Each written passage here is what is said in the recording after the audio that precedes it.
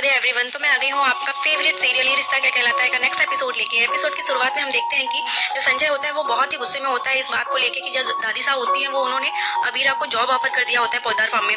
तो ये सुन के जो काजल होती है वो बोलती है तो क्या हुआ, वो भी एक काबिल वकील बनेगी एक दिन, इसलिए वो दादी साहब ने दिया है। बट तभी वहाँ पे अरमान आता है तो अरमान बोलता है कि तो क्या हुआ फूफा साहब, आपको इस बात से डर क्यों लग रहा है कि अबीरा पोद्दार फर्म ज्वाइन करेगी। और दादी साहब ने बहुत सोच समझ के ये फैसला लिया होगा क्योंकि अबीरा जो है वो उस काबिल की है कि वो इस फर्म को आपसे अच्छे से चला सकेगी। तो फूफा साहब बोलते हैं कि लेकिन क्या गारंटी है कि वो चला पाएगी। अब अरमान बोलता है कि फूफा साहब आपको पता है, याद है आपने लास्ट टाइम अबीरा के ऊपर उसकी काबिलियत के ऊपर ऐसे ही उंगली उठाया था तो अबीरा के लिए आपको प्रेस वाले को बुला के उसकी तारीफ करनी पड़ी थी सबके सामने। इस बात से जो फूफा साहब होते हैं वो बहुत ही गुस्सा करते हैं और वो बोलते हैं कि उन्होंने इस बारे में अगर सोचा था तो वो मुझसे बात करती, लेकिन उन्होंने किसी से बात नहीं किया इस बारे में और डायरेक्ट ये फैसला ले लिया। तो इस बात से जो अरमान होता है वो थोड़ा सोचने में पड़ जाता है कि ये ऐसा क्यों किया दादी साहब पर। तभी दूसरी तरफ हम देखते हैं कि जो मनीष जी होते हैं वो रोही के कमरे की क्लीनिंग करवाते रहते हैं। तभी वहाँ पे स्वर्णा और सुरेखा आती है और वो पूछते हैं कि आप रोही के कमरे की क्लीनिंग क्यों करवा रहे हैं। तो मनीष जी बोलते हैं कि रोही आने वाली है। तो सब लोग खुश हो जाते हैं और पूछते हैं कि सच में रोही आने वाली है। तो मनीष जी बोलते हैं कि हाँ, मैं सोच रहा हूँ कि पगफेरे की रस्म के लिए अबीरा और रोही को दोनों को बुला लें। तभी दूसरी तरफ हम देखते हैं कि जो रोही होती है वो खीर की कटोरी लेके अबीरा के पास जाती है और अबीरा का मूड थोड़ा अपसेट रहता है तो वो उसे नॉक करती है और पूछती है कि तुमने तो सबको खीर खिला लिया और तुम खुद नहीं खाई, इतना प्यारा खीर बनाया था तुमने, इतना टेस्टी खीर बनाया था। तो जो अबीरा होती है वो बोलती है कि तुम इससे कुछ मिला के तो नहीं लाई हो मेरे लिए। तो वो बोलती है कि यार तुम्हें या फिर इतनी क्यों दिलचस्पी हो रही है और तुम मेरे साथ इतनी स्वीट क्यों बन रही हो रोही, मैं समझ नहीं पा रही हूँ तुम मुझसे मेरे से इतने अच्छे से बिहेव क्यों कर रही हो। तो वो उसे समझाने की कोशिश करती है कि और तुम्हें बोलती है कि तुम्हें ये दादी साहब का ऑफर एक्सेप्ट कर लेना चाहिए और तुम्हें पोद्दार फॉर्म ज्वाइन कर लेना चाहिए। पर वो सोच में पड़ जाती है कि क्या करूं। फिर अबीरा जो होती है वो सोचती रहती है। तभी जो रोही होती है वो पूछती है कि क्या हुआ, तुम क्या सोच रही हो। तो बोलती है कि तुम ऐसा तो कुछ नहीं है कि तुम्हारा इसके पीछे भी कोई चाल है। तभी दूसरी तरफ मनीष जी और सुरेखा स्वर्णा जो है वो पोद्दार फॉर्म के लिए जाती रहती है। तभी मनीष जी को पैर में ठोकर लगती है और वो गिर जाते हैं और तभी जो स्वर्णा होती है वो उन्हें संभालने की कोशिश करती है और मनीष जी जो होते हैं वो बोलते हैं कि कुछ तो गड़बड़ हो गई है, कुछ तो अपशगुन है जो मुझे ऐसा लग रहा है। तभी वो अबीरा को कॉल करते हैं और अबीरा जो होती है वो कॉल एक्सेप्ट करती है और बात करती है। तभी वहाँ पे रोही भी रहती है तो वो दोनों साथ में फोन पे बात करते रहते हैं और जो नानू होते हैं उनको वो सारी चीजें बताती है। जो रोही होती है वो उनसे बोलती है कि पोद्दार फॉर्म में दादी साहब ने अबीरा को जॉब ऑफर किया है और तो वो लोग बोलते हैं कि अच्छा। तभी अबीरा जो होती है उसे थोड़ी आग दिखाती है रोही को कि तुम ऐसा क्यों बोल रही हो। पर रोही जो होती है वो बता देती है तो मनीष जी और घर वाले भी खुश होते हैं इस बात से। लेकिन जो अबीरा होती है वो थोड़ी कहीं ना कहीं इस बात को लेकर डिस्टर्ब है और वो बोलते हैं कि हम आने वाले हैं तुम दोनों को लेने के लिए। तो वो बोलती है कि नहीं नहीं, अभी हमारे यहाँ बहुत रस्में चलती है। तो वो थोड़ी झूठे बहाने करती है उन लोग की, जैसे लोग कस्में खाते हैं वैसे हमारे यहाँ रस्मों की कसम खाई जाती है। तो ये सब दोनों बहाने करते रहते हैं और फिर एक दूसरे को बोलते हैं कि हाँ वेरी फनी। और ये सुन के फिर वो बोलते हैं कि अभी आप मत आइएगा नानू साहब, हम बाद में आप आइएगा हमें लेने के लिए। और उसके बाद वो लोग फोन कट करते हैं। तो यहाँ मनीष जी मुस्कुराते रहते हैं और वो सोचते हैं कि ये लोग कितना साथ दे रही है एक दूसरे के लिए।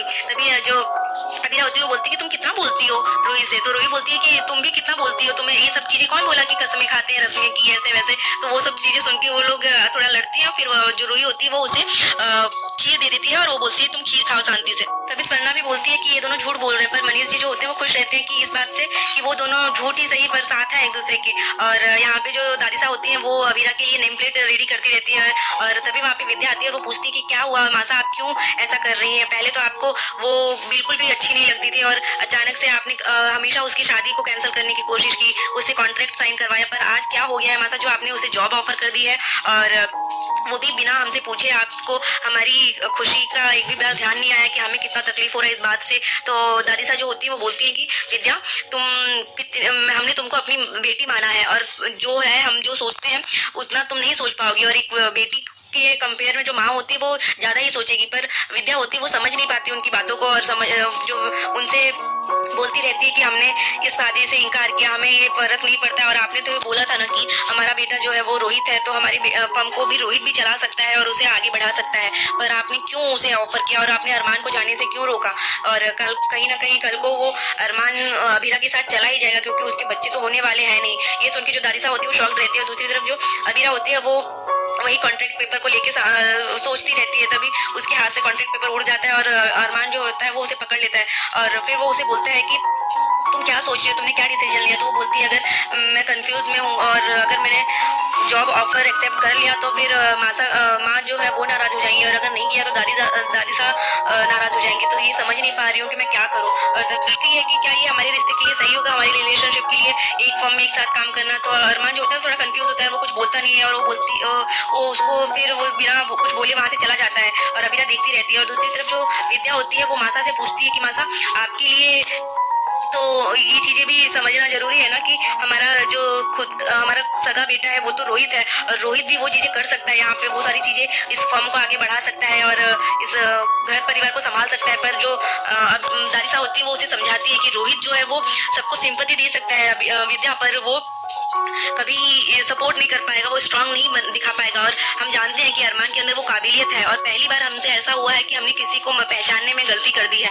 तो अबीरा के अंदर वो काबिलियत है, क्योंकि जो अरमान जैसे वकील को अपने शुरुआती दौर में इस तरीके से हरा सकती है, तो वो उसके अंदर कितनी काबिलियत होगी। और ये सुन के जो विद्या होती है वो शॉक्ड रहती है कहीं ना कहीं, और जो दादी साहब होती है वो उसे समझाने की कोशिश करती है कि तुम्हें ये चीजें एक्सेप्ट कर लेनी चाहिए।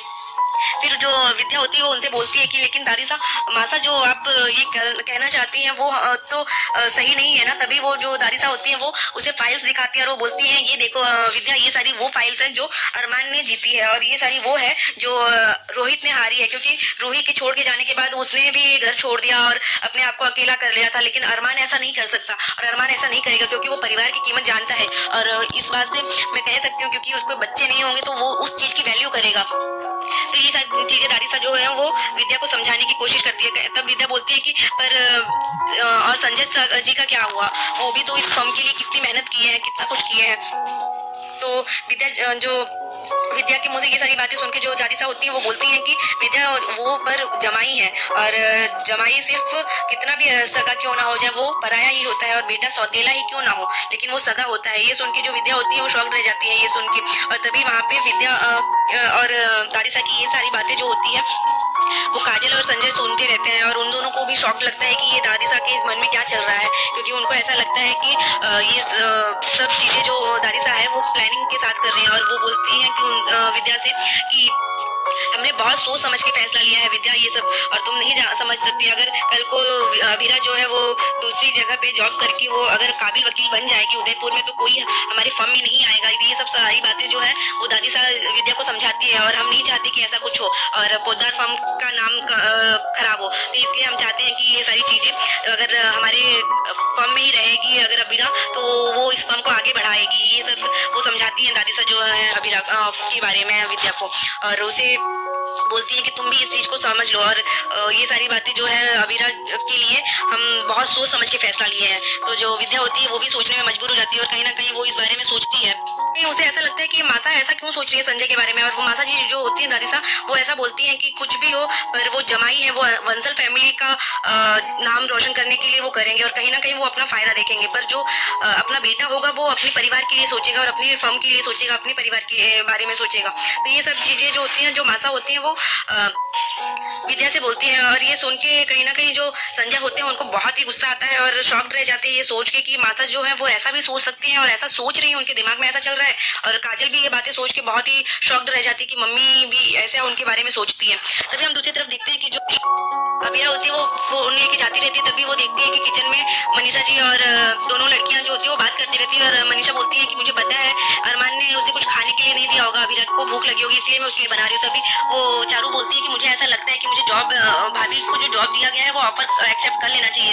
पर वो बोलती है कि वो भी वो सोचती होगी। पर तभी जो कियारा होती है वो भी बोलती है कि हाँ मुझे भी जॉब करनी चाहिए, और दादी सा जो ये फैसला ली है वो अच्छा ही किया उन्होंने। और वो बोलती है कि हाँ मुझे भी अपनी जॉब के बारे में एक बार बात करनी चाहिए दादी साहब से। तो ये सुन के जो अबीरा होती है वो और कंफ्यूज हो जाती है कि अब क्या करना है, मुझे समझ ही नहीं पाती है। वो कहीं ना कहीं जो चारू और कियारा होती है वो लोग भी अपनी करियर के लिए ही सोचते हैं, और जो अबीरा होती है वो परेशान रहती है इस बात को लेके।